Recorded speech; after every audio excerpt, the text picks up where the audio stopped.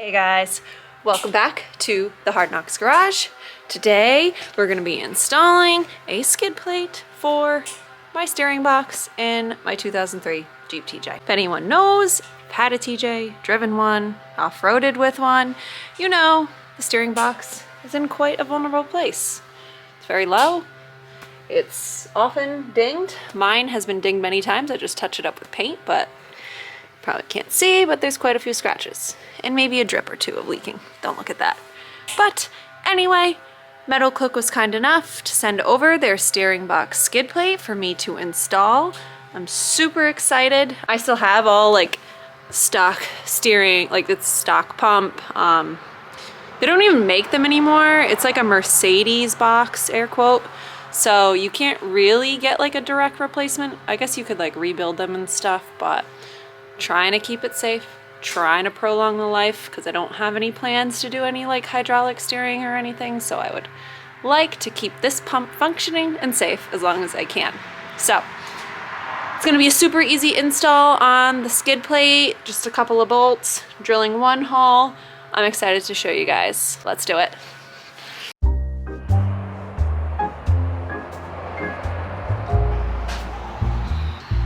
Upside down because it's drying, but the first thing I did to it was clear coat it. New England winters are very rough. A lot of salt, a lot of other chemical compounds that they put down on the road. So to keep things nice and purty, I usually clear coat most of my parts, if not all. So I did that already. It's dry, so we can put this on there now, and I'm going to gather my tools and then we'll get started. So the installation of the skid plate itself is pretty easy. First step you're basically gonna want to do is remove this steering box bolt. Mine was a 16 millimeter. Yeah, 16 millimeter. You want to save that bolt because you will be reusing it. Next thing you want to do is remove this bolt right here, bumper bolt. All right, so now we're gonna remove that steering box bolt.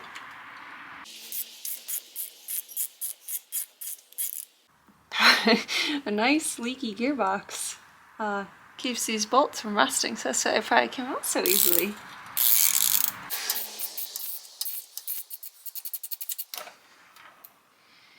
Ooh. Okay, she came out. We'll clean that up before we put that back in there. All right, well, next up, we are undoing the bumper bolt. I got it started a little bit. Mine's a three quarter. So, all right, we're just gonna impact it off now that I know it's coming out.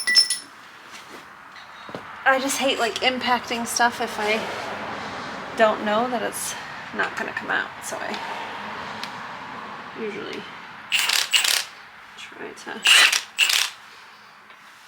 make sure it comes out. No. Alright. There we go.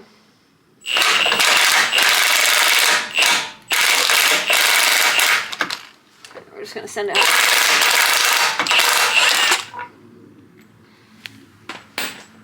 Okay. So, it's out. Alright. Good. Alright, so just to show you, we've got the lower steering box bolt out as well as the front bumper bolts. Alright, so now we're ready for install. We're going to do these two first. The steering box and then the bumper bolt. We'll do those. This one's new. I just put the front bumper on, the MetalCloak front bumper on not too long ago, so this bolt's still good. Nice and clean too. So we'll put the two bolts that we just took out back on, and then we're gonna do this little guy. So let's get to it. So like I said, we're just gonna hand tighten everything for now. Get it placed where it needs to go.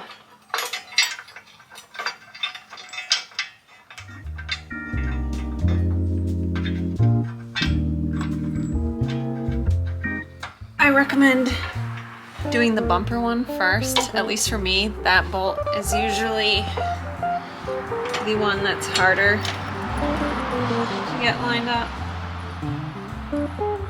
Yeah, like this one just smoothly went back in. So we got the steering box bolt and the bumper bolt finger tight.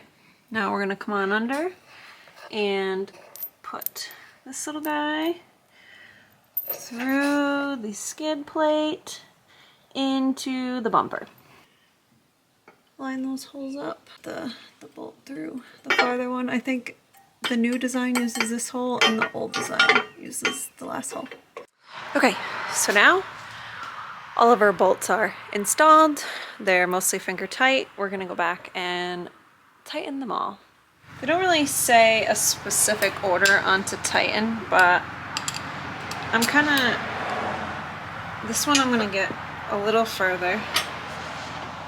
It's gonna kind of be like one of those things you just kind of keep switching back and forth between, because I don't wanna like do stuff too far and then like have to back things out. So it's gonna kind of be one of those.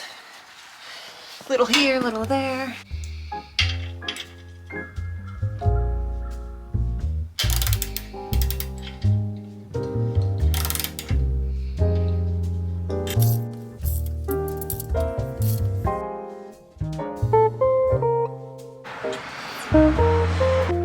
A lot of people are gonna be like, use an impact.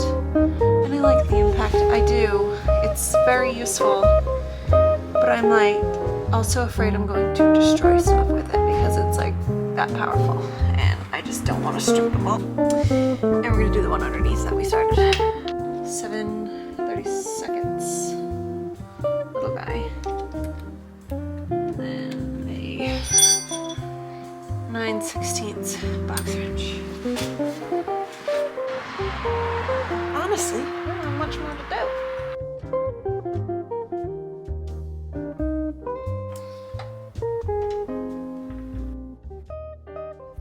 Now that all of our bolts are installed, we are going to pre-drill one hole for the self-tapping screw that secures the skid plate to the frame rail. As always, make sure you wear some eye protection. You don't want any metal shavings in there. Start with a small drill bit and work your way up to the recommended size, which is 5/16 of an inch. Once you finish drilling the hole, you may now install the 3/8 of an inch self-tapping screw and washer into the hole you just drilled. This hardware is supplied by MetalCloak. Once you do that, now is a good time to confirm that all of your bolts are fully tightened. Once you have done that, you have now completed the install of the MetalCloak steering box skid plate for Jeep TJs and LJs. Now it's time to test it out. We'll see you on the trails.